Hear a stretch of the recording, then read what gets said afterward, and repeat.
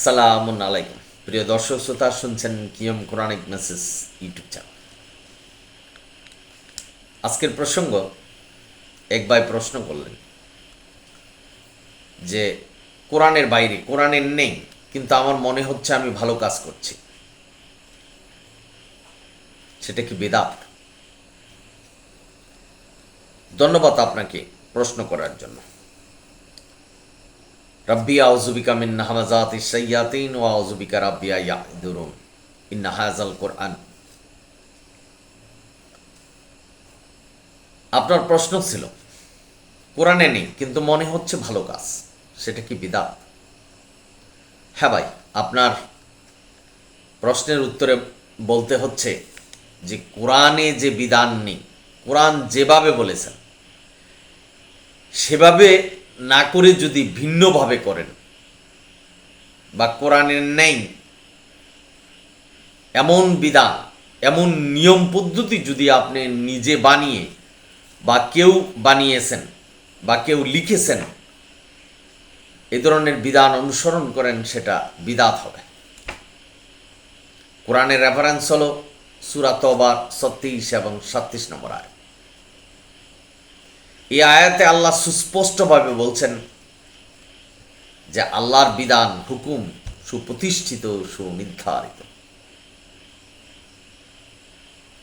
আল্লাহ যেভাবে বলেছেন, যাহা বলেছেন সেটাই পালন করতে হবে। কারণ নিজেকে আমরা কোনো মানুষ আল্লাহর চেয়ে জ্ঞানী ভাবতে পারবো না। আল্লাহ কোরআনে সুস্পষ্টভাবে বলছেন যে আল্লাহর বিধান হলো কল্যাণ, রহমত এবং শান্তি। সুতরাং আল্লাহর বিধানই শান্তি, অন্য কারো বিধান আল্লাহর মতো নয় এবং আল্লাহর মতো করে অনুসরণীয় নয়। আপনি খুব ভালো প্রশ্ন করেছেন, কিন্তু এটা খুব গভীর চিন্তার মাধ্যমে বুঝতে হবে। আপনি যদি মনে করেন যে আমি তো আল্লাহর কাজ করছি, ভালো কাজ করছি, সেটা বেদাত হবে কেন? বেদাত এই কারণে হবে কারণ আল্লাহর বিধান সুপ্রতিষ্ঠিত, সুনির্ধারিত। কোরআনে যা আছে, যে বিধান আমাদের দিয়েছেন, সেটাই আমাদের ধর্ম।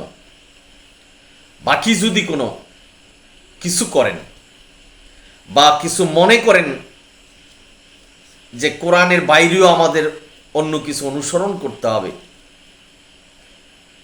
হাদিস যেটা কোরআনের সাথে সাংঘর্ষিক সেটা অনুসরণ করতে হবে, তাহলে আপনি বিদআত করবেন। কারণ আল্লাহ সুপ্রতিষ্ঠিত, সুনির্ধারণ করে আল্লাহর এই বিধান কল্যাণ, শান্তি এবং রহমতের জন্য আমাদের কাছে পাঠিয়েছেন।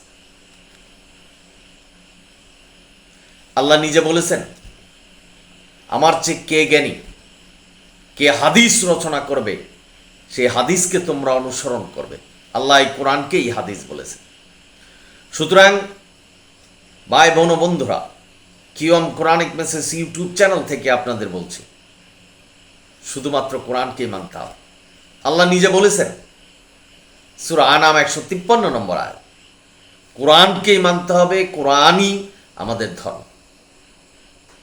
ইয়াকা নাবুদু ওয়া ইয়াকা নাস্তাইন, আমরা তোমারই আবাদত করি, তোমারই কাছে সাহায্য চাই। এই তোমারই আবাদত করি মানে হলো শুধু কোরআন মানতে হবে। কোরআনের পরিবর্তে, কোরআনের বাইরে কোনো ওহী আল্লাহ পাঠায়নি, বা হাদিস রয়চিতা যারা হাদিস রচনা করেছেন তাদের কাছে কোনো ওহীও আসেনি যে আল্লাহ কোরআনের বাইরে কোনো ওহী পাঠিয়েছেন। আল্লাহ যা ওহী পাঠিয়েছেন সেটার সমষ্টি হলো কোরআন। সালামুন আলা মুহাম্মদ, কোরআনকে অনুসরণ করে গেছেন এবং কোরআন মানার জন্য নির্দেশনা দিয়ে গেছেন। আসুন আমাদের অন্তর যেন কলুষিত না হয়, আমরা যেন ভুল না করি। অনেকেই ওয়াজ করছেন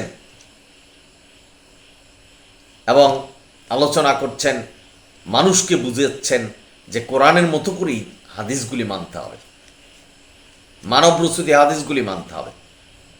আমাদেরও অনেকের মনে হচ্ছে যে হাদিস গ্রন্থে খুব ভালো কথা বলা হয়েছে, আল্লাহরই তো কাজ করছে, কিন্তু পারবেন না।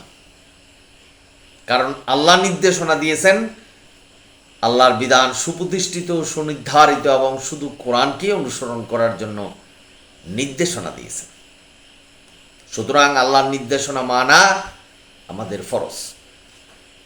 জালিকাল কিতাবু লা রাইবা ফিহি হুদাল লিল মুত্তাকিন, মুত্তাকিনদের জন্য এই কোরআন, দিস বুক, নির্দেশনা, অন্য কিছুই না। সুতরাং আপনি যা মনে করেন যে আমি তো আল্লাহর কাজ করছি, ভালো করছি, বানিয়ে করছি বা শুনে করছি, যেটা কোরআন নেই, আমি তো ভালো কাজ করছি, তাহলে এটা বেদাত হবে কেন? বেদাত হবে কারণ আল্লাহর বিধান সুপ্রতিষ্ঠিত, সুনির্ধারিত। আমাদের জন্য যা কল্যাণ, যা শান্তি, যা রহমত, সেটাই আমাদের জন্য পাঠিয়েছেন। আমরা যেন আল্লাহর জ্ঞানের উপরে না যাই। আল্লাহ কোরআন আমাদের কাছে পাঠিয়েছেন, এই কোরআনের যে জ্ঞান আমাদের, সেটাই অর্জন করতে হবে। কোনো মানুষের রচনার কিতাব বা হাদিস পড়ে জ্ঞান অর্জন করতে পারবো না, কারণ আল্লাহর চেয়ে জ্ঞানী কেউ নয়। এবং আল্লাহ সুস্পষ্টভাবে বলছেন যে কোনো মানুষের আনুগত্য করা যাবে না। সূরা মুমিনুন 34। আজকের সমাজে মানুষ বুঝতেই পাচ্ছেন না যে কোরআন আর হাদিসের পার্থক্য বুঝতে পারছেন না। ভাই বোনেরা, এমন মানুষ আছেন যারা বলছেন যে হাদিস ছাড়া কোরআন বোঝা মুশকিল, অথচ আল্লাহ সূরা কমরের 4 জায়গায় বলেছেন কোরআন সহজ। কোরআনও আরবি ভাষায় রচনা, হাদিসও আরবি ভাষায় রচনা।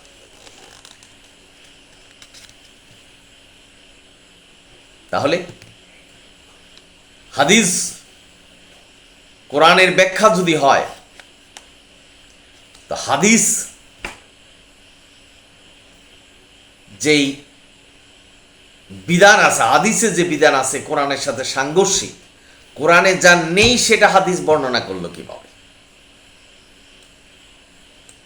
অনেক হাদিস আছে কোরআনের সাথে সাংঘর্ষিক। যত হাদিসগুলি দেখবেন এই হাদিস গ্রন্থে, এর 3.5 লক্ষ হাদিস জাল। যারা আহলে হাদিস, যারা হাদিস মানছেন, তারাই বলছেন। একটু চিন্তা করে ভাবুন তো, আপনি কি এই হাদিসগুলি পার্থক্য করতে পারবেন কোনটা জাল আর কোনটা সঠিক? পারবেন না। সুতরাং ফুরকান, কোরআনের নাম আল্লাহ রেখেছেন, কোরআন দিয়ে যাচাই করতে হবে। আপনি সেটা হাদিসে পান, মানবরচিত হাদিসে পান, বা কোনো মোল্লা মুন্সি আপনাকে বলে থাকুক, কোরআন দিয়ে যাচাই করতে হবে। বা আপনি নিজে কি করছেন, সেটা কি কোরআন ভিত্তিক কিনা, কোরআনের অনুসরণ হচ্ছে কিনা, সেই বিষয়গুলো অবশ্যই আপনাকে জানতে হবে। যদি না জেনে অনুসরণ করেন, মনে হচ্ছে যে এটা ভালো, তাহলে আপনি পথভ্রষ্ট হবেন। সূরা আনামের 153 নম্বর আয়াতের অস্বীকারী হবে। আশা করি বুঝতে পেরেছেন। সকলেই ভালো থাকুন, সুন্দর থাকুন।